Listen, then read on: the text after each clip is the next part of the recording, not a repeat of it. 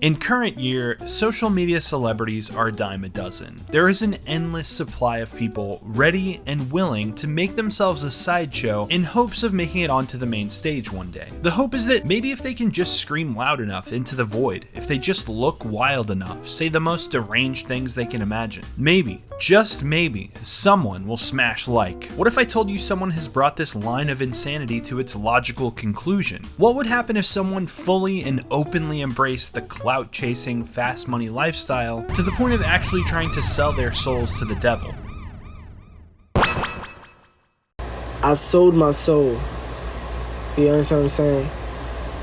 And ever since I sold my soul, I haven't been happy ever since. Yo, right, fair enough. The Island Boys are taking over the nation right now. Okay, here's something I wanted to ask about. There was a whole viral thing because you had this guy, Chico, who seemed to be like kidnapping one of you guys. Your mother couldn't even do the stuff that I did for you. Your own mother. Listen, your mother that had you, let's keep it 100, couldn't do the stuff that I did for you. You guys are taking over the internet, huh? Yeah, something like that, yeah. 2 million combined followers on Instagram, 6.5 million on TikTok, and growing. People just can't get enough of that fresh Island Boys content. But there's a lot more going on behind the scenes with the Island Boys than they let on. So let's dive into the evidence together and see if we can piece together who the Island Boys really are, how much of this is a facade, and how much is genuinely real.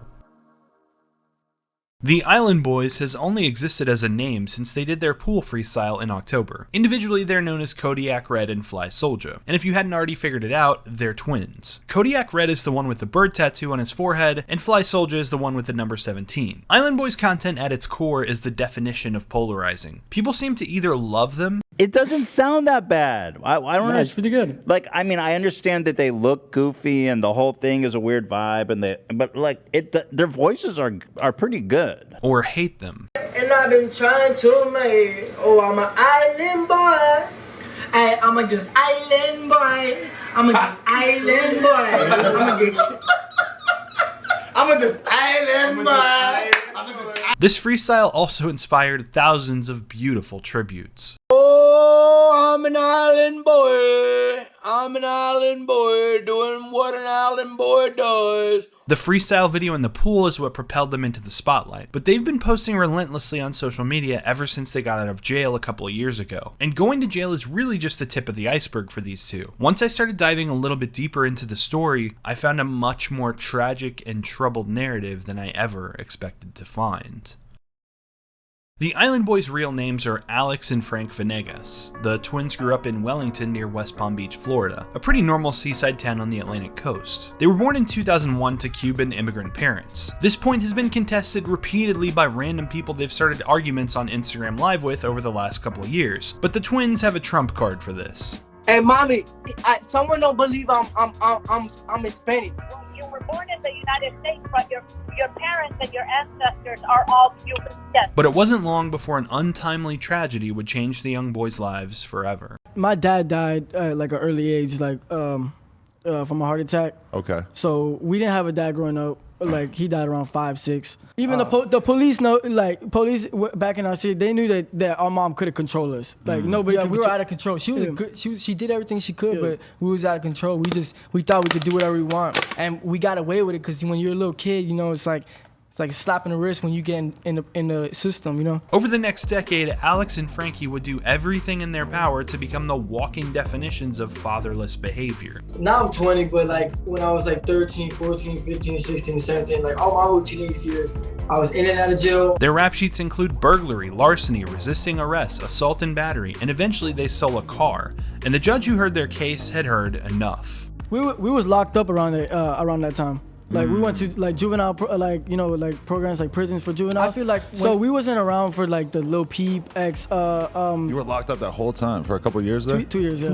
We went to a juvenile ground. That's what we call it. It's like 2015, 2016, 2017. Around that time, that's when they were coming up. We wasn't around. Being incarcerated for about a year and a half seems to have been a major turning point in both of the young men's lives. So basically, when I was locked up, I was probably one of the only people in the dorm that did not want to be a rapper. But once they got out of jail and back into the streets, something changed. And when we came out, we're like, we're done with this.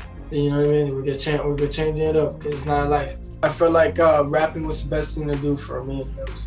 Yeah, I can't see myself doing anything else than being in the studio and making music and doing this as a lifestyle. Maybe their time behind bars convinced them to leave their lives of petty crime behind, or maybe they realized they could make more money legitimately, or maybe something else happened. But whatever it was, it didn't last long. Alex and Frankie were about to change their looks and try to make it in the rap game, but they were about to find out just how crazy things could get. You told me you was gonna take care of me, and you ain't done for me. After 18 months behind bars, both of the twins were finally free. They started to get face tattoos and change their image to look like rappers. Alex became Fly Soulja and Frankie became Red 4X. But in spite of them trying to turn over a new leaf, they quickly went back to petty crime. It was different this time though. Instead of children getting slaps on the wrists, the twins were now considered adults by the state, subject to serious prison time if they continued on the path they were on. They decided if they were going to be rappers, the first thing to do was get a social media following by arguing with random people on Instagram Live. And here I thought if you wanted to be a rapper, you should start by making music. It was a bad charge. My bond was way more money than your bond. So anyways, you talking about you still paying? No, it wasn't. No, it wasn't. I put on my mama was. But no, it wasn't. No, it wasn't. I put on my mama was. On my mama, it wasn't. On my mama. You still out on your pages now? Then no, on my mama. Fly and Red wasted no time adding charges to their rap sheets like an essay that was due the next day. Their mom had enough and kicked them out of the house. I came out of jail down bad. Like, nobody wanted to help me. This is a lie. Their mom tried to help them and only kicked them out after they continued to rack up charges, and other people tried to help the twins as well. This is where things really start to go completely off the rails. According to a police report from the Palm Beach County Sheriff's Office, Red was charged with felony identity theft and a warrant was issued for his arrest, shortly after his mom kicked the twins out of the house. The detective who made the report said he was called to an apartment building regarding a theft. The victims, roommates Gerard and Ethan, said they had let two twin brothers named Alex and Frankie stay at their place since they had nowhere to stay. After only 2 days, they asked the twins to leave as they were becoming a nuisance. These guys? No way. After this, the roommates went to work. When they came home, their Xbox One was missing, along with several checks from Ethan's checkbook. The detective then put in his report that once he started the investigation, he remembered the twins, since he had arrested Alex previously for stealing from an elderly adult. The best part of this report is the detective having to note that they got evidence from Red's Instagram and explain what y'all HMLFR if y'all trying to make money means so they could get a warrant to arrest him. Red was sentenced to 12 months probation, 1 day in jail, and he had to pay back the roommates. But Gerard and Ethan weren't the only people who tried to help the twins. You're f***ing blood? No, bro, I just get money and I be chilling, bro. Really? Yes, bro. Who the f*** is this nigga to you? You're my big homie. Yeah. You're mine. Yeah. Yes. And I'm not no gangster. I'm not no f***ing gang member. But you play games with me, nigga. This is Chico.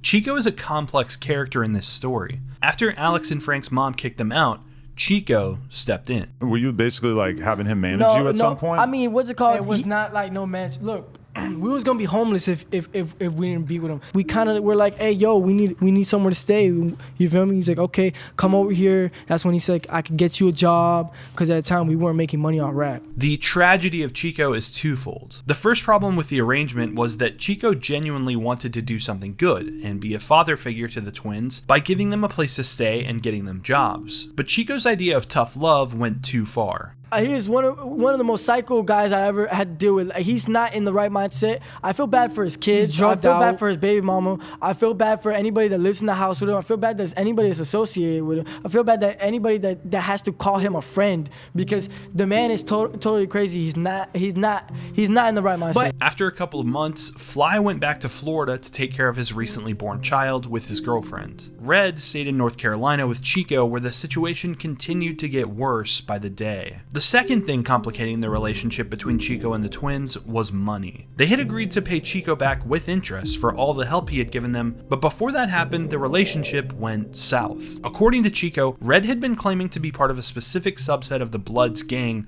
without ever actually joining. Because of this, Chico says the gang was threatening his life. Kodiak Red, did you get kidnapped and brought to a barbershop? no, I didn't get kidnapped. I got put in a truck by like, he was kind of like a manager or something like that. He said that some people were threatening his family, some Bloods that wanted to kill him or something like that. He put the truck in child lock, so I couldn't even get out. he takes me to a barbershop, and it was like 12 like 30, 40-year-old men. I like, are these bloods? Whatever, this and that. But saying they wanted my address or where I lived at and stuff like that. And like they said that his family was in harm and stuff like that. So I gave him my address and stuff, and they were trying to jump me inside the barbershop and stuff like that. And then I just ended up running. After the kidnapping incident, Red left North Carolina as well. Listen, your mother that had you, let's keep it 100, couldn't do the stuff that I did for you. That's why you came to North Carolina.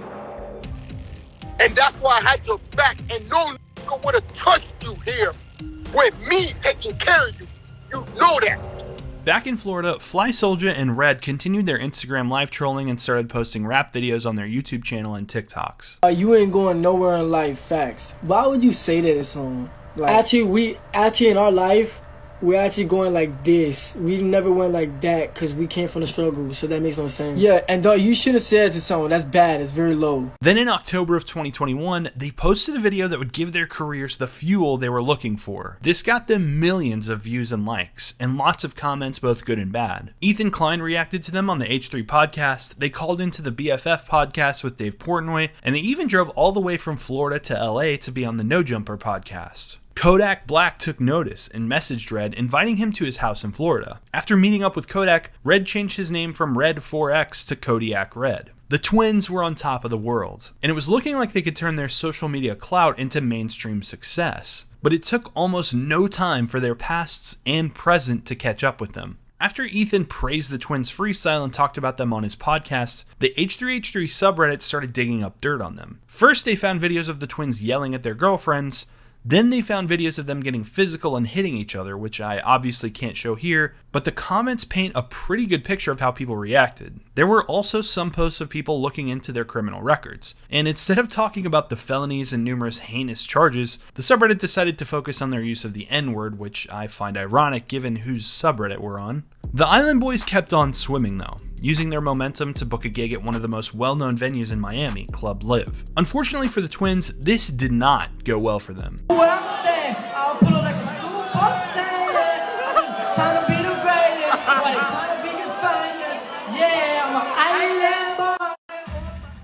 They might have gotten booed off the stage at their biggest performance so far, but they weren't done taking L's yet. I sold my soul. I haven't been happy ever since. I've been having anxiety every single day. What did I wish for? To be famous and be rich. Despite auctioning off their souls to the highest bidding underworld deities, the Island Boys' momentum hasn't completely dried up yet, and they recently recorded an episode of the Nelk Boys podcast. If you're not familiar with Nelk, their most popular videos include such timeless classics as Coke Prank on Cops and 7 Ways to Compliment Boobs. And the channel was permanently completely demonetized by YouTube last year after they threw several massive rager parties at college campuses across the country while students were supposed to be quarantining for COVID. YouTube called this creating a widespread public health crisis, and the Nelk Boys called it absolutely lit. The partying continues at many campuses, and some college officials are pointing the finger at these YouTube pranksters, the Nelk Boys, who are allegedly going from campus to campus hosting wild parties like this one at Illinois State University. This is just me, but I think there's going to be a lot of audience overlap between the Nelk Boys and the Island Boys. And that leads us to the present day. I don't know what the future holds for the Island Boys, but after doing a deep dive, I feel like I can confidently say that these are the most deranged twins on TikTok. But can their growing millions of followers be wrong? I think the people that we choose to idolize as a society reflect on who we really are. The celebrities who rise to fame are a window into the soul of our culture, and it seems like our soul has been bartered off to the devil himself. But at least it's going to be lit. We're all doomed, aren't we? Thanks for watching. If you enjoyed this video, you'll probably also like the documentary I made detailing the untold story of Soulja Boy. His life is probably a lot crazier than most people ever imagined, so you're gonna wanna check that out here. And as always, thanks for watching, stay weird internet, see you next time, peace.